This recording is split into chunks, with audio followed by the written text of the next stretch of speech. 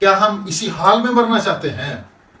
یاد رکھنا، اگر اسی نادانی میں، غفلت میں موت آ گئی تو موت کا پہلا جھٹکا دنیا کی عیش و آرام بھلا دے گا، قبر کی ایک تاریک رات روشنیاں بھلا دے گی، اور دوزخ کا ایک کڑوا گھونٹ ساری زندگی کے ساغر و مینا بھلا دے گا کہ ہم اللہ سے ناآشنا، جنت سے جاہل، دوزخ سے جاہل، قبر سے ناآشنا، قبر کی پکڑ سے جاہل، نبی پاک صلی اللہ علیہ وسلم کے احسانات سے غافل۔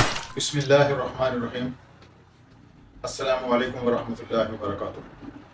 میں ہوں خالد محمود شہزاد۔ ویورز، آج ہم جس طرح کی زندگی بسر کر رہے ہیں، کیا ہم اللہ اس کے رسول صلی اللہ علیہ وسلم کی اطاعت میں گزار رہے ہیں؟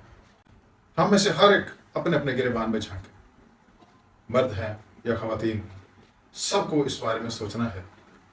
لیکن بظاہر جو نظر آ رہا ہے کہ ہم میں سے اکثر اس خالق مالک کی یاد سے غافل ہیں۔ بے نمازیوں کی کثرت ہو رہی ہے، جھوٹ عام ہو رہا ہے، سود پہ کاروبار ہو رہے ہیں، غیبت عام ہے، ناچ گانے کے رسیا ہو گئے ہیں، بد نظری عام ہو گئی ہے، اور عورتوں میں بے لباس ہونا، بے پرد ہونا یہ عام ہو رہا ہے۔ پیسہ ہونے کے باوجود زکوٰۃ نہیں دی جا رہی، ماں باپ کے ساتھ ناروا سلوک ہو رہا ہے، اور ابھی پچھلے دنوں آپ نے دیکھا کہ ایک بدبخت بیٹے نے اپنے باپ کے منہ پر جوتے مارے۔ زنا عام ہو رہا ہے، لوگوں کی جائیدادوں پر قبضے ہو رہے ہیں، چوریاں عام ہو رہی ہیں، ڈاکے مارے جا رہے ہیں، رشوت کا بازار گرم ہے۔ یہ سب کیوں ہے؟ یہ سب کہ ہم اس دنیا کو ہی جنت بنانے کے چکروں میں لگے ہوئے ہیں۔ پیارے نبی پاک صلی اللہ علیہ وسلم کی ایک حدیث مبارکہ کا مفہوم ہے کہ تم تک اللہ کی مدد پہنچتی رہے گی، تم اللہ کی کھلی نشانیاں دیکھتے رہو گے جب تک تمہارے اندر دو نشے نہ پیدا ہوں۔ کون کون سے؟ ایک ہے جہالت کا نشہ، دوسرا ہے دنیا کا نشہ۔ جہالت کا نشہ کیا ہے؟ کہ ہم اللہ سے ناآشنا، جنت سے جاہل، دوزخ سے جاہل، قبر سے ناآشنا، قبر کی پکڑ سے جاہل، نبی پاک صلی اللہ علیہ وسلم کے احسانات سے غافل، ان کی ہمارے لیے رونے سے غافل، پتھر کھانے سے غافل۔ یہ ساری جہالتیں ہیں جو ہمیں لے کر ڈوب رہی ہیں۔ ایک تو یہ جہالت، پھر دوسرا دنیا کا نشہ۔ یہ دو نشے، پہلا جہالت کا نشہ، دوسرا دنیا کا نشہ۔ یہ کیا ہے؟ بس پیسہ ہونا چاہیے، جائیدادیں ہونی چاہیے، زمینیں ہونی چاہیے، اسی دوڑ میں لگے ہوئے ہیں۔ برانڈ کپڑے ہونے چاہیے، مجھ سے بہتر کپڑے کسی کے نہ ہوں، میک اپ پہ لاکھوں خرچ کی جا رہے ہیں۔ آپ بتائیں تو صحیح، کوئی چہرہ جتنا بھی حسین کیوں نہ ہو، ایک دن اس پر جھریوں نے تانا بانا بننا ہے۔ کوئی گھر کتنا ہی آباد کیوں نہ ہو، ایک دن وہاں پہ مکڑیوں نے جالے بننے ہی ہیں۔ ویورز، کیا ہم اسی حال میں مرنا چاہتے ہیں؟ یاد رکھنا، اگر اسی نادانی میں، غفلت میں موت آ گئی تو موت کا پہلا جھٹکا دنیا کی عیش و آرام بھلا دے گا، قبر کی ایک تاریک رات روشنیاں بھلا دے گی، اور دوزخ کا ایک کڑوا گھونٹ ساری زندگی کے ساغر و مینا بھلا دے گا۔ دوزخ کی ایک کڑک گھنگروں کی چھن چھن اور پائل کی جھنکار کو بھلا دے گی، اور فرشتے کی ایک ڈانٹ ساری دنیا کے نغمے بھلا دے گی۔ کیا اس وقت کا انتظار ہے؟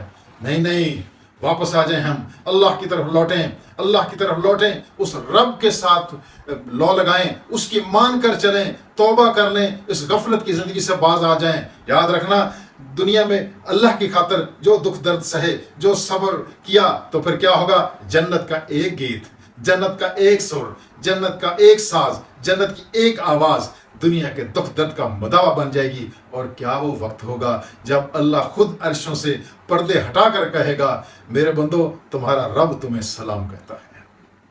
وہ کیا وقت ہوگا جب دو جہاں کے سردار تمہیں بلائیں گے اور تم مجرم نہیں محرم بن کر آؤ گے، اور تمہیں اپنے سینے سے لگائیں گے اور تمہیں اپنے ہاتھوں سے حوض کوثر کے جام پلائیں گے۔ اس لیے اب بھی وقت ہے۔ اب اس غفلت کی زندگی سے کیسے آنا ہے؟ شکر ہے اللہ نے توبہ کا دروازہ کھلا رکھا ہوا ہے، ورنہ پچھلوں کی توبہ تو یہ ہوتی تھی کہ ایک دوسرے کو قتل کرو تو تب توبہ قبول ہوگی۔ پیارے نبی صلی اللہ علیہ وسلم کے طفیل، اللہ نے ہم پر احسان کیا، ہم صرف اتنا ہی کہہ دیتے ہیں، یا اللہ میری توبہ مجھے معاف کر دے۔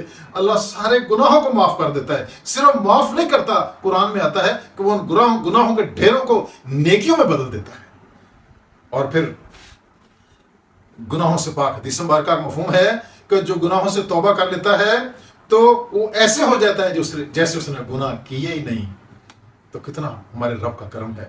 اور اللہ تعالیٰ پیار کرتا ہے. اس بار کا مفہوم ہے کہ جو گناہوں سے توبہ کر لیتا ہے تو وہ ایسے ہو جاتا ہے جیسے اس نے گناہ کیے ہی نہیں. تو کتنا ہمارے رب کا کرم ہے. اور اللہ تعالیٰ پیار کرتا ہے جو توبہ کریں. ان اللہ یحب التوابین و یحب المتطہرین. بے شک اللہ توبہ کرنے والوں اور پاک صاف رہنے والوں کو پسند کرتا ہے. تو کیوں نہ ہم توبہ کر کے پاک صاف زندگی بسر کر لیں. جو چند گھڑیاں، چند ساتیں، چند سال بچے ہیں، یہ اگر اللہ کی اطاعت میں گزار لیے ہمیشہ کی جنت ملے گی. اور توبہ کی تکمیل کیا ہے کہ وہ پچھلے راستوں کو چھوڑ دیں، ان گناہوں کو چھوڑ دیں جو کیے ہیں، ان پر ندم ہوں، شرمندہ ہوں، اور آئندہ کے لیے عہد کریں کہ ہم نے وہ گناہ نہیں کریں. تو پھر کیا ہے؟ آگے اللہ کی نعمتیں ہی نعمتیں ہیں اور جنتیں ہی جنتیں ہیں. جنت کی نعمتیں ہیں. اور اللہ کو توبہ کرنے والا اس قدر پسند ہے کہ ایک مثال دے کر پیارے نبی صلی اللہ علیہ وسلم نے سمجھایا کہ ایک شخص کسی سفر پر جا رہا ہے، اپنی سواری پر سوار ہے، اور اس پر سارا اس کا کھانے پینے کا سامان بھی لدا ہوا ہے، اور ایک ویرانے میں کسی ایسی جگہ پہنچ جاتا ہے اور جہاں پہ وہ ایک جگہ پہ رک جاتا ہے.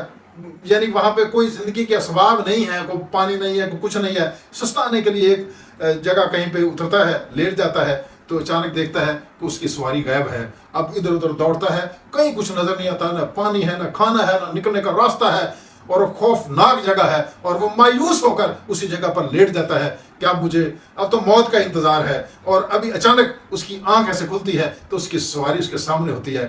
اندازہ لگائیں اس کی خوشی کی کیا انتہا ہوگی. پیارے نبی صلی اللہ علیہ وسلم کے حدیث مبارکہ کا مفہوم ہے اللہ تعالیٰ اس شخص سے بھی زیادہ خوش ہوتا ہے جس کو یہ سواری مل گئی، اس شخص پہ جو توبہ کر کے اللہ کی طرف لوٹ آتا ہے. ویورز، مالک کا احسان ہے کہ نہیں؟ گناہوں پر توبہ کرنے سے نہ صرف اللہ تعالیٰ معاف کر دیتا ہے، آگے جنت دیتا ہے، بلکہ دنیا میں بھی جو کثرت سے توبہ کرتے ہیں، حدیث مبارکہ کا مفہوم ہے کہ اللہ تعالیٰ اس کو ہر تنگی سے، ہر مشکل سے اس کے لیے نکلنے کا راستہ دے دیتا ہے، اس کو ہر فکر اور ہر پریشانی سے نجات دے دیتا ہے، اس کو کشادگی اور اطمینان دیتا ہے، اس کو وہاں سے رزق دیتا ہے جہاں پہ وہم و گمان بھی نہیں ہوتا. کثرت سے استغفار، استغفر اللہ کہہ لیں، استغفر اللہ ربی من کل ذنب و اتوب الیہ کہہ لیں، استغفر اللہ الذی لا الہ الا هو الحی القیوم و اتوب الیہ کہہ لیں. ایک خاتون بتا رہی تھیں کہ میری شادی کو 7 سال ہو گئے، علاج ڈاکٹروں سے مایوس، علاج کرا کرا کے تھک گئی، مجھے کہیں سے کوئی افاقہ نہیں ہوا. تو مجھے اس حدیث مبارکہ کا پتہ چلا تو میں نے بس اللہ سے لو لگا لی، نمازیں پڑھی اور کثرت سے استغفار شروع کر دیا. کثرت سے استغفر اللہ استغفر اللہ استغفر اللہ. 7 سال گزر گئے تھے، نا امیدی، مایوسی. لیکن اللہ تعالیٰ فرماتا ہے لا تقنطوا من رحمت اللہ، میری رحمت سے نا امید نہ ہو. کیا ہوا؟ اللہ نے اس خاتون کو ایک نہیں 2 جڑواں بیٹے عطا فرمائے. یہ ہے استغفار.